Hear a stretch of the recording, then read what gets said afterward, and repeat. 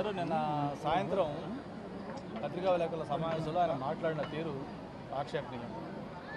ఒక బాధ్యత గల ముఖ్యమంత్రి హోదాలో ఉండి అలా భాష కూడా ఆయన మాట్లాడే భాష ఎలాగ ఉందంటే చాలా సబ్స్టాండర్డ్గా మాట్లాడుతున్నారు ఆయన. ఎందుకంటే ఇప్పుడు కూడా ఆయన చెప్పేదానికి ఆచరించేదానికి ఎక్కడ కూడా సంబంధం ఉంటలా.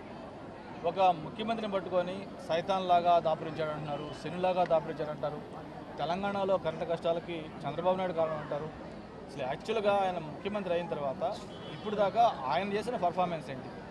ఓ పక్క చంద్రబాబు నాయుడు గారు ఈ కొత్త రాష్ట్రం అనే కష్టాల్లో ఉంది, ఒక పక్క క్యాపిటల్ లేదు, ఆర్థిక లోటు ఉంది, తర్వాత ఉద్యోగస్తుల జీతాలను పరిస్థితుంది. ఇటువంటి పరిస్థితుల్లో కూడా ఎప్పటికప్పుడు ఒక ఆర్థిక క్రమశిక్షణ తెస్తూ మళ్ళీ కొత్త కొత్త పరిశ్రమలను ఆకర్షిస్తూ ఒక ఏ సమస్యలని వాటిని కాన్సన్ట్రేట్ చేసి వాటికి సొల్యూషన్ దిశగా ఆయన ప్రయత్నం చేస్తూ ఉంటే నువ్వు వాటి మీద దృష్టి పెట్టకుండా ఎప్పుడు కూడా ఇంకా ఏదో ఈ సామెతలాగా ప్రధానికి చంద్రబాబు నాయుడు కారణం అని అంటున్నామంటే అది నీ చేతకాంతనం తప్ప ప్రజలు కూడా అర్థం చేసుకోమన్నారు.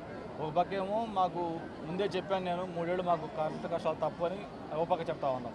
మరో పక్కేమో కరెంటు కష్టాలకు చంద్రబాబు నాయుడు కారణం అంటాం. మరో పక్క కృష్ణపట్నం పోర్టులో తెలంగాణ వాటా ఉంది అంటున్నారు. మరి కృష్ణపట్నం పోర్టులో తెలంగాణ వాటా ఉంటే హైదరాబాద్లో ఆంధ్రాకి వాటా లేదా?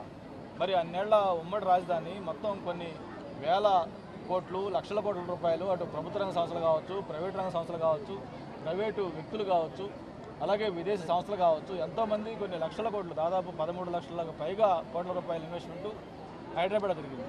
మరి కృష్ణపట్నంలో మీరు 1500 కోట్లు మీకు వాటా ఉంటే హైదరాబాద్లో ఆంధ్రప్రదేశ్ వాటా ఏంట? కాబట్టి మీరు ఇప్పటికైనా ఒక బాధ్యతల ముఖ్యమంత్రిగా ఏదైతే రీఆర్గనైజేషన్ యాక్ట్ చెప్పిందో రీఆర్గనైజేషన్ యాక్ట్లో ప్రతి అంశాన్ని కూడా మీరు తూటు పిడుస్తూ ఉన్నారు. ఓ పక్క ఎంసెట్ హైయర్ ఎడ్యుకేషన్ కౌన్సిల్ కామన్లో పెడితే మీరు కొత్తగా తెలంగాణ కౌన్సిల్ ఏర్పాటు చేసుకున్నారు. నిన్నగాక మొన్న ఇంటర్మీడియట్ బోర్డు 28న మీరు ఒక జీవో ఇచ్చారు. ఇట్లా ఆ రీఆర్గనైజేషన్ యాక్ట్ మొత్తానికి తూటు పొడుస్తూ చేస్తుంది మీరు. మీకు చేతగాంధనాన్ని చంద్రబాబు నాయుడు మీద వేసేసి మీరు బ్లేమ్ మా మీద చేస్తున్నారు. ప్రజలు చాలా తెలియగలవాళ్ళు, ప్రజలు వాస్తవాలు చూస్తూ ఉన్నారు. ఈ రాష్ట్ర ప్రభుత్వం ఏర్పడిన తర్వాత మీరు కనీసం ఒక 4 క్యాబినెట్ సమస్యలు పెట్టుకోలేదు. కనీసం ఏ విషయం మీద మీరు ఫోకస్ చేశారో తెలియదు.